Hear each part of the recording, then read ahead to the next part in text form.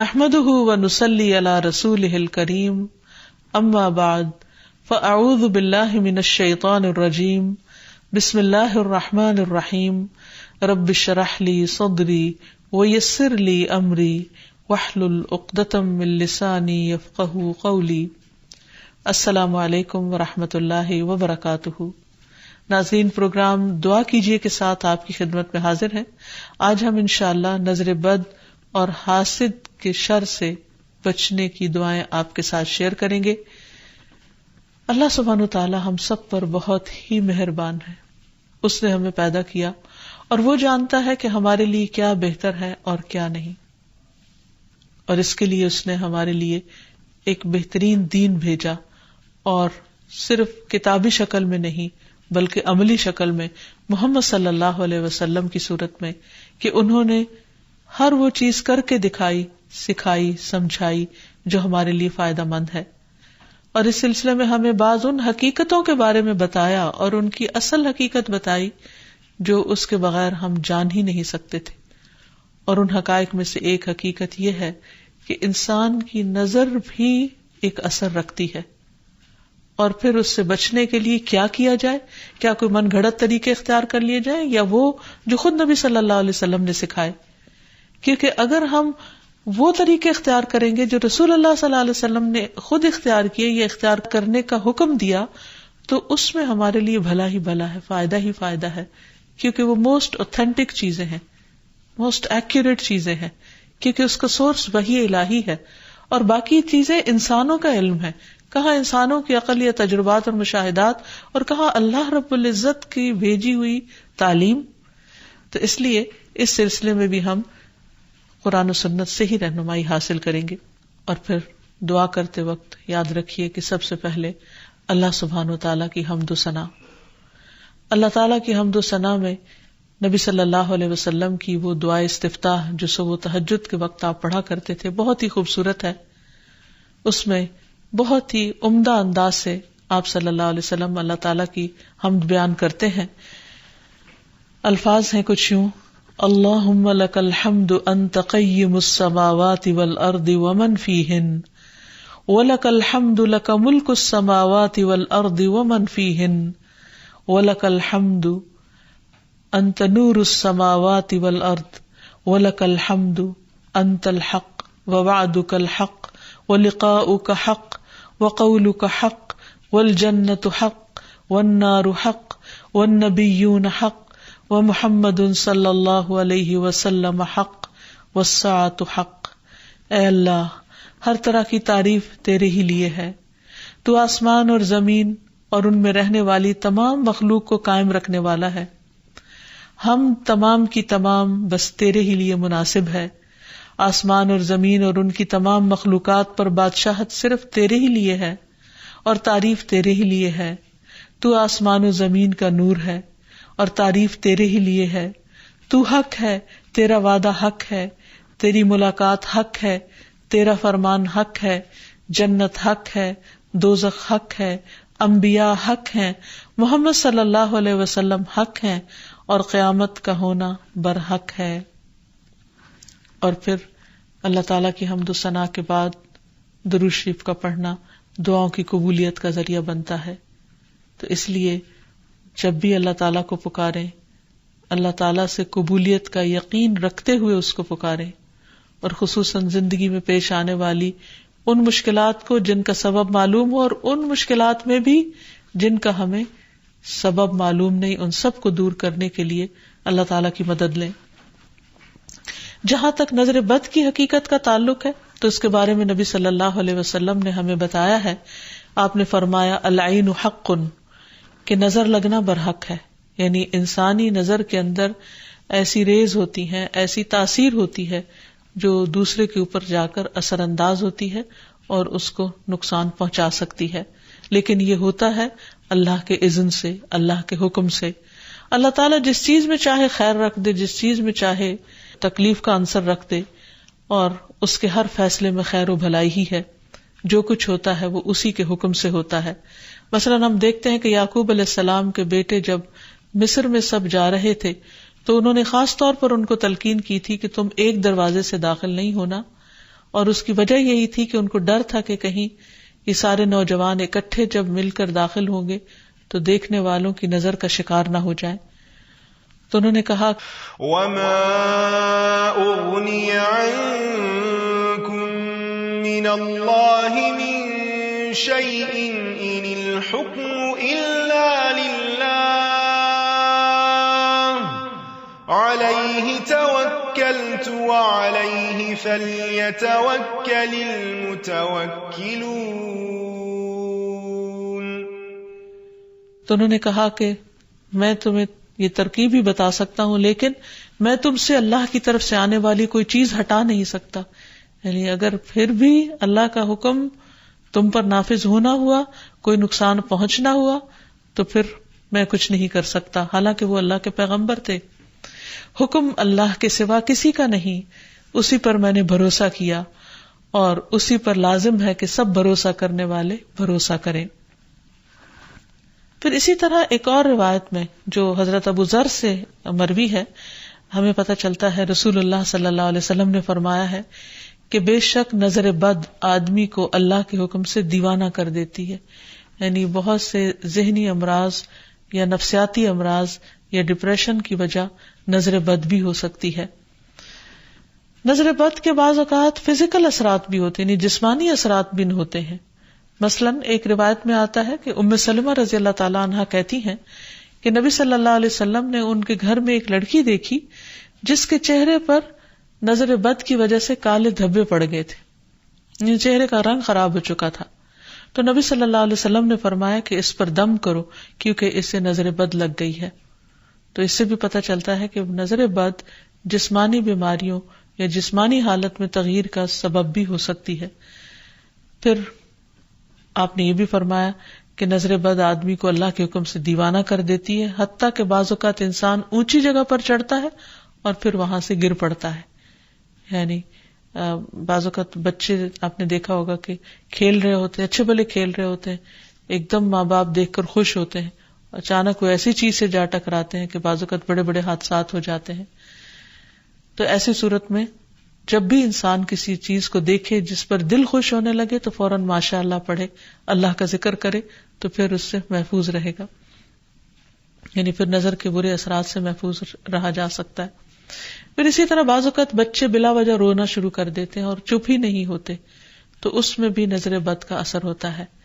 حضرت عائشہ کہتی ہیں کہ ایک مرتبہ نبی صلی اللہ علیہ وسلم تشریف لائے تو ایک بچے کے رونے کی آواز سنی.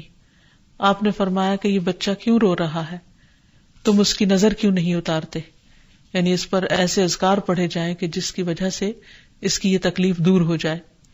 پھر اسی طرح بچوں کا کمزور ہونا، ان کی صحت درست نہ ہونا. آپ صلی اللہ علیہ وسلم نے حضرت اسماء بنت امیس سے کہا، کیا بات ہے کہ میں اپنے بھائی جعفر کے بیٹوں کے جسموں کو دبلا پتلا دیکھ رہا ہوں، یعنی ان کی صحت اچھی نہیں ہے، کیا انہیں فقر و فاقہ رہتا ہے، یعنی کھانے کو کچھ نہیں ملتا؟ انہوں نے عرض کیا، نہیں، بلکہ انہیں بہت جلد نظر لگ جاتی ہے. آپ نے فرمایا انہیں دم کرو. انہوں نے آپ کے سامنے چند کلمات پیش کیے تو آپ نے فرمایا انہیں دم کرو، یعنی ان کلمات کے ساتھ دم کرو. وہ کلمات انشاءاللہ آگے بتائے جائیں گے.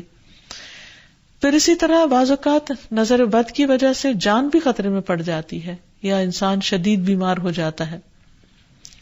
اور آپ صلی اللہ علیہ وسلم نے خصوصی طور پر ایک موقع پر جب ایک صحابی نے دوسرے کو دیکھا تو ان کی طبیعت خراب ہو گئی، تو آپ صلی اللہ علیہ وسلم نے خود ان کے سینے پر 3 دفعہ ہاتھ مارا اور یہ دعا پڑھی، اللہم اذھب عنہ حرہا وبردہا ووصبہا، اے اللہ اس کی گرمی اور سردی اور بیماری اور لاغری دور کر دے. پھر کھڑے ہوئے اور فرمایا، جب کسی کو اپنے بھائی کا وجود یا کوئی مال پسند آئے، یعنی کوئی چیز اٹریکٹ کرے، تو اس کے لیے برکت کی دعا کرے، کیونکہ نظر لگ جانا برحق ہے. تو اس حدیث سے بھی پتہ چلتا ہے، اور یہ سلسلہ صحیحہ کی صحیح حدیث ہے، اور جن کو نظر لگی تھی وہ حضرت سہل تھے، اور یہ تفصیلی روایت ہمیں حدیث کی کتاب سے مل جاتی ہے. پھر اسی طرح نظر کی وجہ سے بعض اوقات موت تک واقع ہو جاتی ہے. آپ صلی اللہ علیہ وسلم نے فرمایا کہ اللہ کی قضاء و قدر کے بعد نظر بد ہی میری امت کے اکثر لوگوں کی موت کا سبب بن جاتی ہے. اچانک پھر کوئی ایسی بیماری آ جاتی کہ انسان کی زندگی کے خاتمے کا ذریعہ بن جاتی.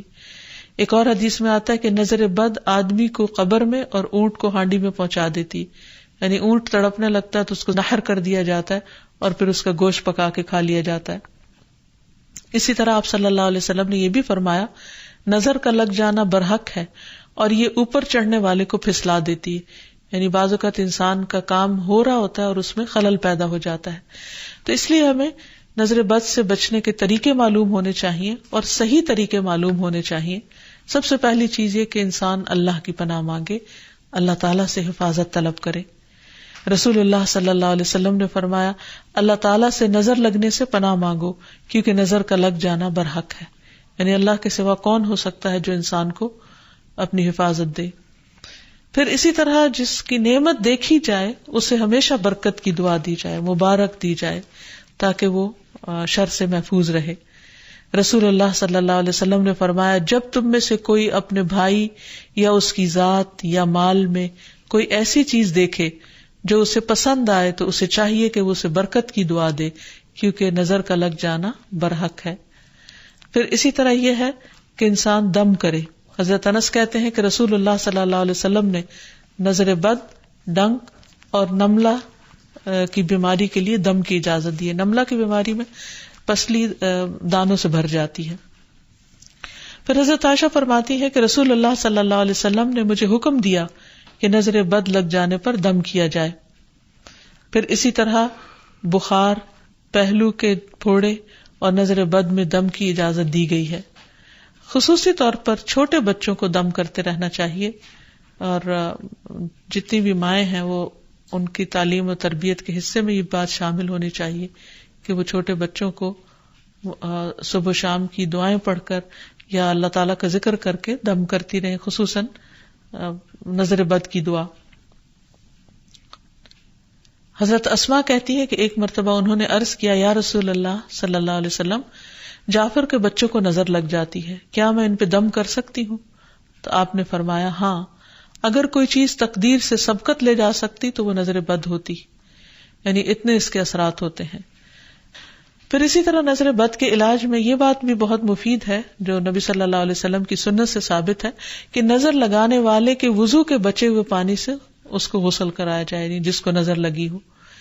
پھر اسی طرح آپ صلی اللہ علیہ وسلم نے فرمایا، ایک اور روایت میں آتا ہے کہ آپ صلی اللہ علیہ وسلم نے فرمایا نظر بد لگنا برحق ہے، اگر کوئی چیز تقدیر پر غالب ہو سکتی تو وہ نظر بد ہے. جب لوگ تمہیں غسل کرنے کا کہیں تو غسل کر دو، یعنی اس کو برا نہ مانو کیونکہ یہ ایک چیز ہے ہونے والی. اگر کسی کے آنے سے یا اچانک دیکھنے سے یا کسی کی بات سے یا تعریف سے دوسرے شخص کی طبیعت خراب ہو گئی ہے تو اس سے واضح طور پر پتہ چلتا ہے کہ کوئی ایسے ہی اثرات ہوئے ہیں، اور اگر وہ طلب کرے کہ وضو کر کے پانی دے دو تو دے دینا چاہیے، اس کو برا نہیں سمجھنا چاہیے. لیکن یہ یاد رکھیے کہ نظر بد کے اتار کے لیے غیر شرعی کام کرنا یہ درست نہیں، یعنی وہ چیزیں جن کا سنت سے کوئی ثبوت نہیں ملتا، جیسے بعض لوگ مرچیں جلاتے ہیں یا بعض لوگ کالے دھاگے پہن لیتے ہیں یا کوئی ایسے نشان لگا لیتے ہیں، تو ان چیزوں سے پرہیز کرنا چاہیے. کیونکہ نبی صلی اللہ علیہ وسلم نے ایک مرتبہ ایک قاصد کو روانہ فرمایا اور فرمایا کہ کسی اونٹ کے گلے میں کوئی تانت یا کوئی قلادہ باقی نہ چھوڑا جائے مگر اسے کاٹ ڈالا جائے. تو مالک نے کہا کہ یہ لوگ قلادے نظر بد سے بچانے کے لیے ڈالتے ہیں، یعنی ایسے دھاگے ڈال دیتے ہیں، تو آپ نے فرمایا ان کو کاٹ کے ختم کر دیا جائے. پھر اسی طرح شرکیہ دم نہیں کرنے چاہیے جس میں اللہ سبحانہ وتعالیٰ کے علاوہ کسی اور کو پکارا گیا ہو یا ان کا نام لیا گیا ہو. اور دعاؤں میں خصوصاً معوذتین بہت مفید ہیں، قل اعوذ برب الفلق اور قل اعوذ برب الناس آخر تک 3 بار پڑھ کر مریض پر دم کیا جائے.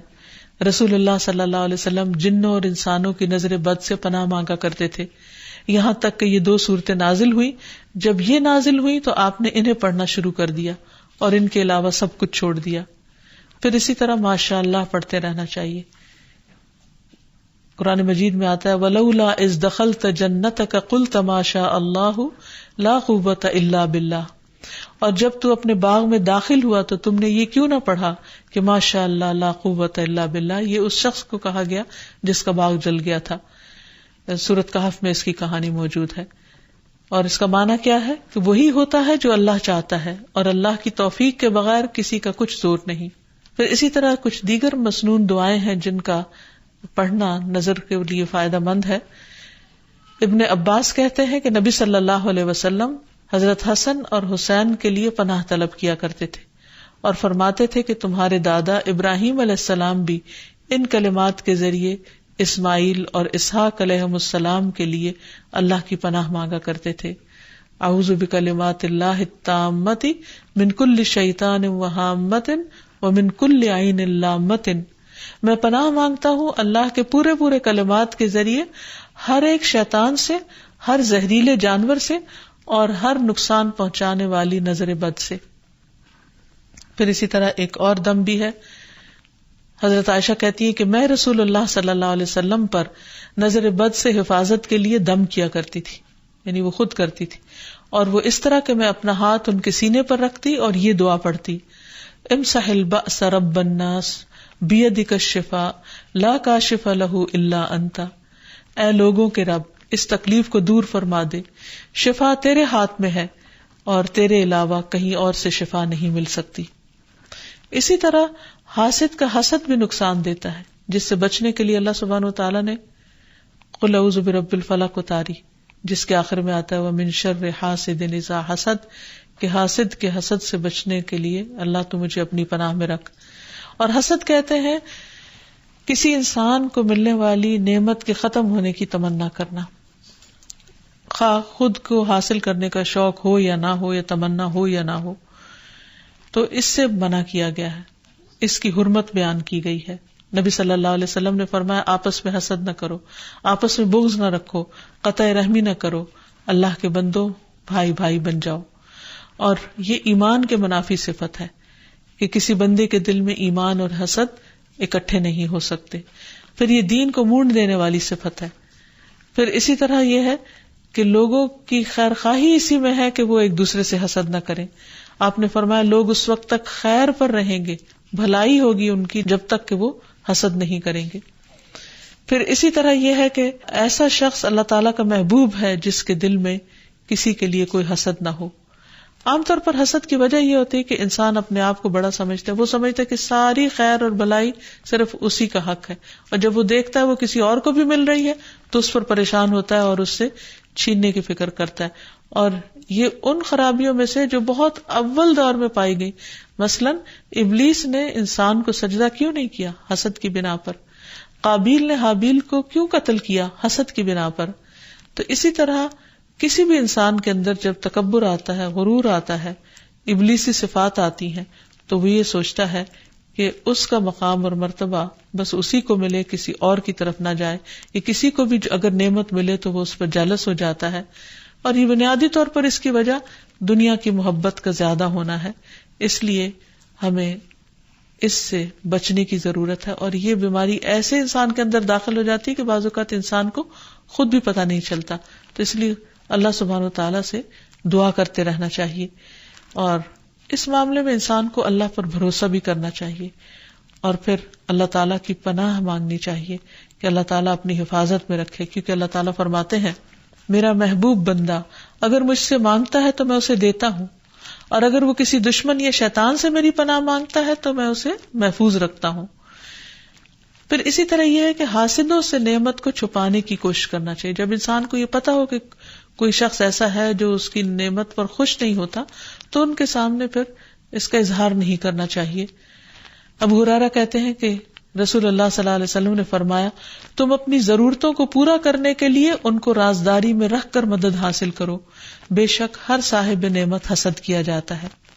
پھر اسی طرح یہ کہ انسان کو حسد سے بچنے کے لیے اللہ تعالیٰ سے دعا کرتے رہنا چاہیے، کیونکہ ہر ایک کی پیشانی کے بال اللہ کے ہاتھ میں ہے، اور جب اللہ نہ چاہے تو کوئی کسی کو کچھ بھی نقصان نہیں دے سکتا، کچھ بھی بگاڑ نہیں سکتا۔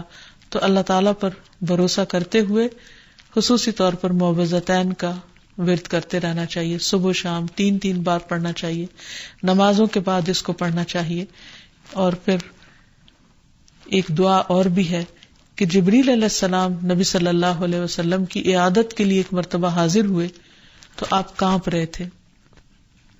آپ نے ان کو ان الفاظ میں دم فرمایا: بسم اللہ ارقیک من کل شیء یؤذیک من حسد حاسد وکل عین واسم اللہ یشفیک.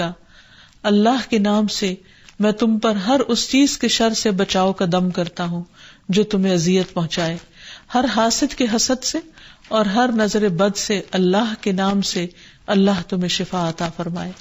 تو اس سے یہ پتہ چلتا ہے کہ جبریل علیہ السلام نبی صلی اللہ علیہ وسلم پر دم کرتے تھے، تو ہمیں بھی مریض پر، بے چین شخص پر، اضطراب کے شکار شخص پر دم کرنا چاہیے، اور انہی الفاظ کے ساتھ، کیونکہ سب سے بہترین الفاظ وہ ہیں جو اللہ کا کلام ہے اور پھر محمد صلی اللہ علیہ وسلم کے الفاظ ہیں. اللہ تعالی ہمیں ہر طرح کے شر سے محفوظ رکھے، ہمیں بھی اور ہمارے عزیزوں کو بھی اور تمام لوگوں کو. وآخر دعوانا ان الحمد للہ رب العالمین. السلام علیکم ورحمۃ اللہ